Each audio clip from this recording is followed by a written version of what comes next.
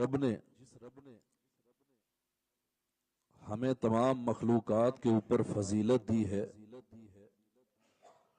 اس رب نے ہمیں جینے کے سلیقے، طریقے اور ڈھنگ بھی بتائے ہیں۔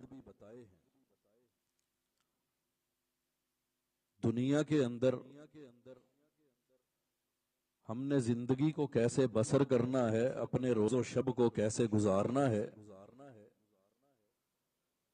اللہ تبارک و تعالی نے اس کے لیے اپنے قرآن کو نازل فرما دیا، اور محمد الرسول اللہ صلی اللہ علیہ وآلہ وسلم کی سیرت کو ہمارے لیے محفوظ کر دیا۔ پھر فرمایا لَقَدْ كَانَ لَكُمْ فِي رَسُولِ اللَّهِ أُسْوَةٌ حَسَنَةٌ۔ کائنات کے لوگوں، جناب محمد الرسول اللہ صلی اللہ علیہ وآلہ وسلم کی زندگی تمہارے لیے نمونہ بنا دی گئی ہے۔ اب رسول اللہ صلی اللہ علیہ وسلم کی سیرت پہ چلنا کیسے ہے، آپ کی زندگی کو سیکھنا کیسے ہے؟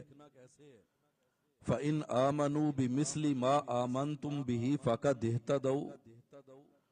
اللہ کے رسول صلی اللہ علیہ وسلم کے صحابہ کو دیکھیے، جس طرح صحابہ نے زندگی گزاری ہے، جس طرح انہوں نے اللہ کے رسول کو اپنا ہادی، اپنا رہبر، اپنا رہنما مانا ہے، اسی طرح تم بھی چلتے آنا، اپنی زندگیوں کو گزارتے آنا، اللہ تمہیں دنیا میں بھی کامیاب کر دے گا، آخرت میں بھی کامیاب کر دے گا۔ حضرات،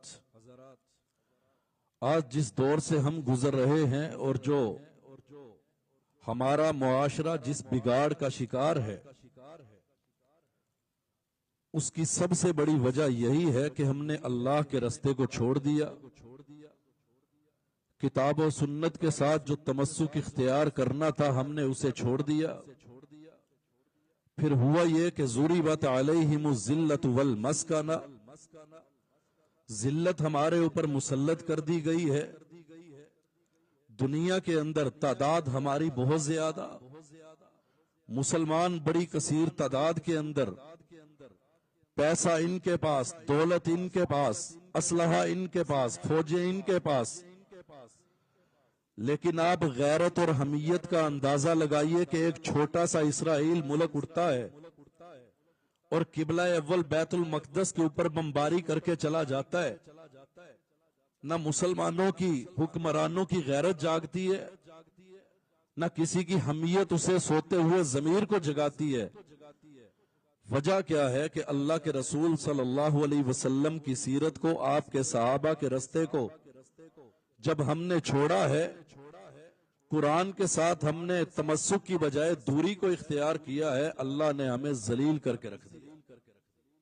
اب ہم اس کے اوپر جتنے مرضی بہانے تلاش کرنے کی کوشش کریں، حقیقت جو ہے وہ یہی ہے۔ فَبَاءُوا بِغَضَبٍ مِّنَ اللَّهِ ذَلِكَ بِأَنَّهُمْ كَانُوا يَكْفُرُونَ بِآيَاتِ اللَّهِ۔ وجہ یہ ہے کہ اللہ کے قرآن کا انکار کیا ہے، اللہ کی آیات کا انکار کیا ہے، تو پھر اللہ تبارک و تعالی نے ہمیں پہلی قوموں کی طرح ہمارے اوپر ذلت کو مسلط کر دیا ہے۔ معاشرتی طور پہ ہم گراوٹ کا شکار ہیں، اور اخلاقی طور پہ بھی ہم گراوٹ کا شکار ہیں۔ صحابہ کرام رضوان اللہ علیہم اجمعین، رسول اللہ صلی اللہ علیہ وسلم نے جب ان کی تربیت کی اور انہوں نے دنیا کے اندر جو انقلاب بپا کیا، کیا حالت تھی اس وقت عرب کی کہ اگر ان کے درمیان کوئی لڑائی ہو جاتی تو وہ نسل در نسل چلتی، بہنوں بیٹیوں کے حقوق کو غصب کیا جاتا، کوئی غریب ہے تو اسے دباتے دباتے چلے جاتے، کوئی امیر ہے تو وہ قرض دے رہا ہے، سود حاصل کر رہا ہے۔ ایسے عالم میں جب محمد الرسول اللہ صلی اللہ علیہ وسلم آئے، جن کے بارے میں حالی نے کہا تھا اتر کر ہرا سے سوئے قوم آیا، اور ایک نسخہ کیمیا ساتھ لایا، مسے خام کو جس نے کندن بنایا، کھرا اور کھوٹا الگ کر دکھایا، عرب جس پہ برسوں سے تھا جہل چھایا، پلٹ دی ایک آن میں ان کی کایا، وہ برسوں سے سوتے ہوں کو جگایا، जमाने के बिगड़े हुओं को बनाया, वो बिजली का कड़का था या सोते हादी, अरब की जमीन जिसने सारी हिला दी।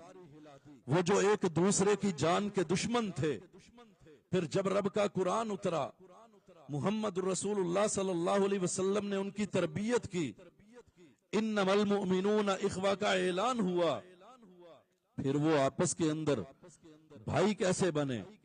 आज तुझे और मुझे अपने मुआशरे की बेहतरी के लिए वही रोल अदा करने की जरूरत है। सैयदुना अब्दुर्रहमान इब्न औफ रज़ी अल्लाह तआला अन्हु चले थे अपने घर से, सवारी छीन ली गई थी, बीवी को वापस ले लिया गया था, बेटा छीन लिया गया था।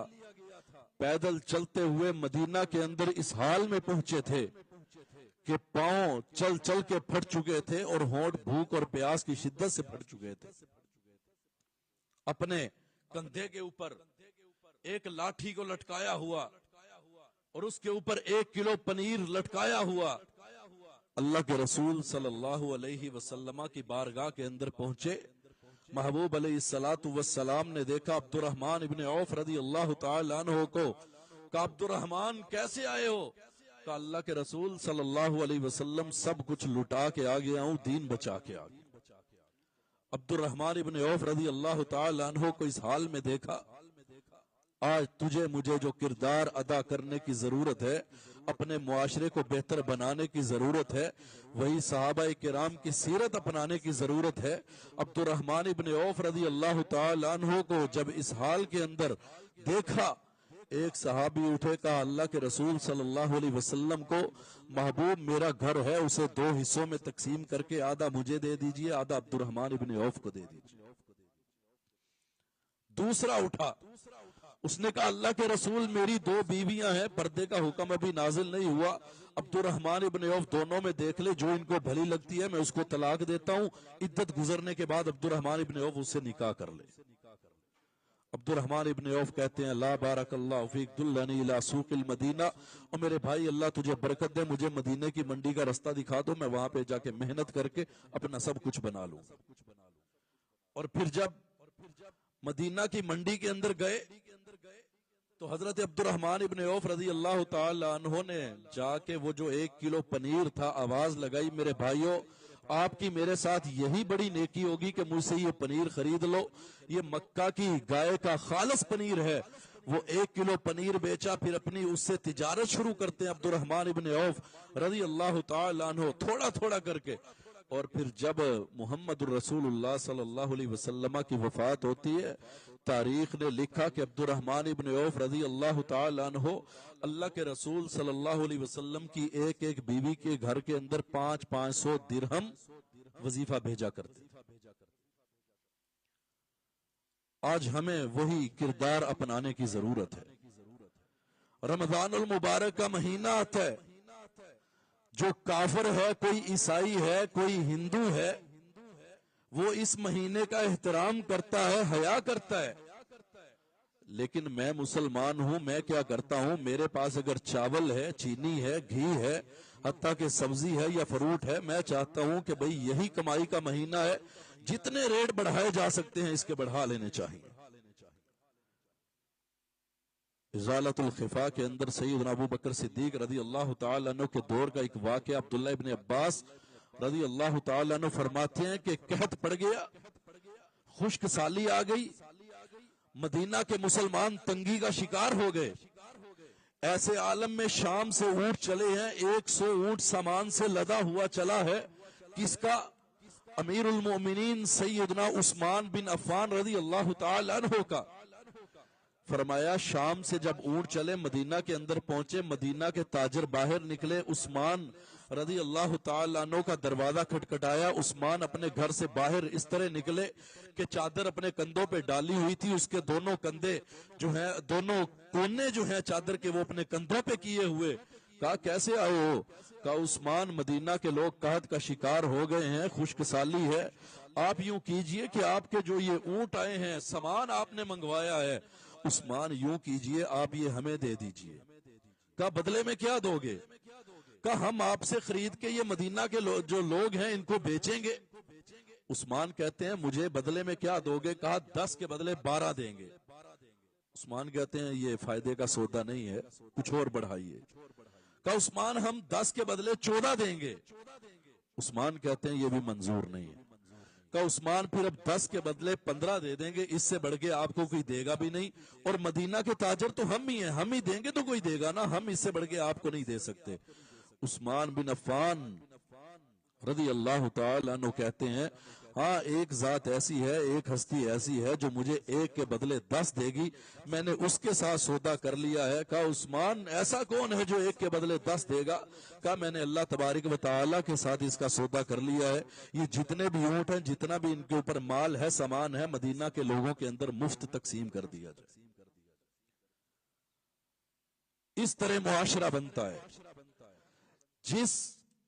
یاد رکھیے انسان انسانیت سے بنتا ہے اور معاشرہ انسانوں سے بنتا ہے۔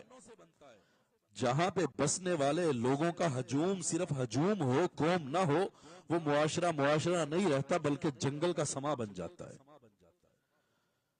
ہمیں اپنے معاشرے کے بگاڑ کی بہتری کے لیے، معاشرے کے استحکام کے لیے صحابہ کرام رضوان اللہ علیہ مجمعین کی سیرت کو پڑھنا پڑے گا اور ان کے مطابق چلنا پڑے گا۔ اپنے بھائیوں کے ساتھ اپنے معاشرے کے اندر ایک دوسرے کے حقوق کا خیال کرنا پڑے گا۔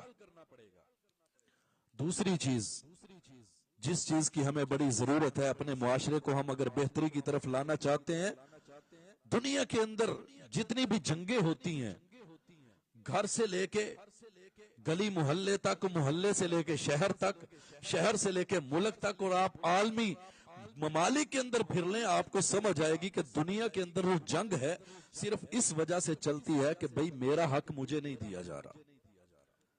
ہر شخص کو یہی اعتراض ہے۔ کوئی تھانے کے اندر پہنچا ہے، کچہری کے اندر پہنچا ہے، کوئی اسلحہ اٹھائے ہوئے ہے، کوئی ڈنڈا اٹھائے ہوئے ہے، کوئی روتا پیٹتا نظر آ رہا ہے، سب کی ایک ہی بات ہے کہ بھئی ہمارے حقوق کو غصب کیا جا رہا ہے، ہمیں ہمارے حقوق نہیں دیے جا رہے۔ یاد رکھیے جب حقوق غصب ہوتے ہیں، جب حقوق کی عدم دستیابی ہوتی ہے تو معاشرہ ظلم کا شکار ہوتا ہے، پھر اس معاشرے کے اندر بگاڑ پیدا ہوتا ہے۔ حضرات، تیسری چیز، اگر ہم اپنے معاشرے کو بہتر کرنا چاہتے ہیں تو ہمیں اپنی اولاد کی بہتری کی ضرورت ہے۔ یاد رکھیے اپنی اولاد کے ساتھ چھوٹا بچہ، عرب کے اندر جو بچے پیدا ہوتے ہیں وہ عربی کیوں بولتے ہیں؟ یورپ کے اندر جو بچے پیدا ہوتے ہیں وہ انگلش کیوں بولتے ہیں؟ کیونکہ انہوں نے اپنے معاشرے کے اندر پائی وہی ہے، سیکھی وہی ہے، ان کے سامنے بولی وہی گئی ہے۔ پاکستان کے اندر پیدا ہونے والا بچہ پنجابی ہے تو پنجابی کیوں بولتا ہے، پشتون ہے تو پشتون کیوں بولتا ہے۔ یاد رکھیے ہم آج اپنے بچوں کو جو سکھائیں گے کل کو وہی کاٹیں گے۔ مفسرین لکھتے ہیں کہ جب سیدنا یوسف علیہ السلام 8 سال کا بچہ، 8-10 سال کا بچہ، جب ان کو منڈی کے اندر ان کی بولی لگ رہی تھی، بروکر بیچ رہا تھا تو آواز پتہ کیا لگا رہا تھا؟ من یشتری ھذا الغلام اللبیب، من یشتری ھذا الغلام الحسیب، اور کون ہے جو اس بچے کو خریدے جو بڑا ہی دانا بچہ ہے، جو بڑا ہی عقل مند بچہ ہے۔ من یشتری ھذا الغلام الحسیب، کون ہے جو اس اعلیٰ حسب نسب والے بچے کو خریدے گا؟ آپ مجھے یہ بتائیے کیا ان کو پتا تھا کہ یہ یعقوب علیہ السلام کا بیٹا ہے؟ نہیں، بلکہ ان کو کہاں سے پتا چلا کہ اعلیٰ حسب اور نسب کا بچہ ہے؟ 10 سال کا بچہ جب اپنی زبان سے کوئی الفاظ نکالتا ہے تو نسلوں کا پتہ دیتا ہے، پتہ چل جاتا ہے کہ تربیت کس گھر میں اندر ہوئی ہے، تربیت کرنے والا کون ہے۔ اب جب تربیت کرنے والے کی اپنی تربیت ہونے والی ہو تو پھر ہم اپنے بچوں کی تربیت کیسے کریں گے؟ ایک جملہ اپنے دل کی تختیوں کے اوپر نقش کر کے لے جائیے، اپنے بچے کے ساتھ، چھوٹی عمر کے بچے کے ساتھ ہی وہ الفاظ، وہ لہجہ اختیار کیجئے جو کل بڑھاپے کے اندر وہ آپ سے بولے اور آپ برداشت کر سکیں۔ وہ لہجہ، وہ الفاظ آج اپنے بچے کے ساتھ استعمال کیجئے، اس کے سامنے وہی لہجہ اپنائیے، وہی الفاظ بولیے کہ کل جب آپ بوڑھے ہوں گے تو بچہ اسی طرح کا لہجہ، وہی الفاظ آپ کے ساتھ اپنائے تو آپ کو برا نہ لگے۔ دھیما لہجہ رکھیے، اپنے بچے کے ساتھ پیار سے بات کیجئے۔ جناب محمد الرسول اللہ صلی اللہ علیہ وسلم سے اعلیٰ ہستی تو دنیا کے اندر کوئی نہیں ہے۔ आप अलैहिस्सलातु वस्सलाम से बढ़कर तो जिम्मेदारियां किसी पे नहीं थी। सैयदना अनस रज़ी अल्लाह ताला अन्हु फरमाते हैं, मेरा भाई अबू उमैर ये छोटी उम्र के अंदर ही फोत हो गए थे। कहा अबू उमैर ने एक चिड़िया पाली हुई थी और वो चिड़िया मर गई। बच्चे पालते हैं, छोटे छोटे जानवर परिंदे रखे होते हैं, और फिर आपको पता है कि बच्चों की उनके साथ मानूसियत भी बहुत होती है। किसी ने बिल्ली पाली होती है, किसी ने तोता रखा होता है, किसी ने वो रंग बिरंगे छोटे चूजे रखे होते हैं। अबू उमैर ने चिड़िया ममोला जिसको कहते हैं उसको पाला हुआ। एक दिन अनस रज़ी अल्लाह ताला अन्हु आते हैं, अल्लाह के रसूल सल्लल्लाहु अलैहि वसल्लम से अर्ज करते हैं, महबूब अबू उमैर की चिड़िया मर गई है, खाना नहीं खा रहा, बड़ा रंजीदा होके फिर रहा है, छोटा बच्चा है। अल्लाह के रसूल सल्लल्लाहु अलैहि वसल्लम आए, आप अलैहिस्सलातु वस्सलाम अबू उमैर के सामने जमीन पे बैठे। लिखा गया कि अल्लाह के रसूल सल्लल्लाहु अलैहि वसल्लम ने अपने घुटने जमीन पर लगाए, आप जमीन पे बैठ गए। बैठ के कहते हैं, मा फ़अलन नुग़य्यिर, अबू उमैर ये तेरी चिड़िया ने तेरे साथ क्या किया। समझ रहे हैं? एक बच्चे के साथ बच्चे को डील करने का अंदाज कैसा है, उसको समझाने का अंदाज कैसा है, बच्चा परेशान है उसके दिल को लुभाने का अंदाज कैसा है। मुहम्मदुर रसूलुल्लाह सल्लल्लाहु अलैहि वसल्लम ने तरबियत करके बतलाई है कि बच्चों की तरबियत कैसे करनी है, उनके साथ पेश कैसे आना है। अल्लाह के रसूल सल्लल्लाहु अलैहि वसल्लम अब्दुल्ला इब्न अब्बास रज़ी अल्लाह ताला अन्हु महबूब अलैहिस्सलातु वस्सलाम के साथ हैं। 9-10 साल की उम्र है अब्दुल्ला इब्न अब्बास की। अल्लाह के रसूल सल्लल्लाहु अलैहि वसल्लम फरमाते हैं, अब्दुल्ला तुझे दुनिया के अंदर जो भी चीज चाहिए हो ना, अल्लाह से मांगना, हत्ता कि तेरे जूते का तस्मा भी अगर टूट जाए तो भी अल्लाह से मांगना, अल्लाह तुझे अता कर देंगे।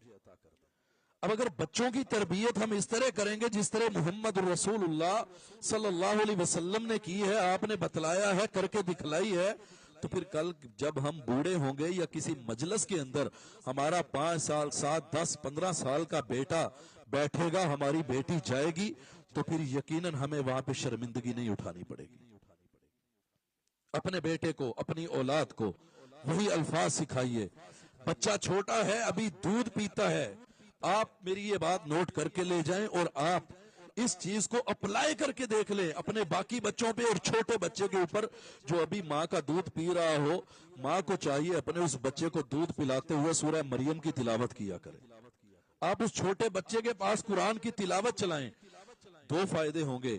एक बड़ा फायदा तो ये है कि उस बच्चे की तरबियत आपको बाकी बच्चों से बहुत अलग नजर आएगी। दूसरी चीज ये है कि वो बच्चा जब तक बोलना शुरू होगा, चलना फिरना शुरू होगा, कुरान के बहुत सारे अल्फाज उसके जहन के ऊपर नक्श हो चुके होंगे।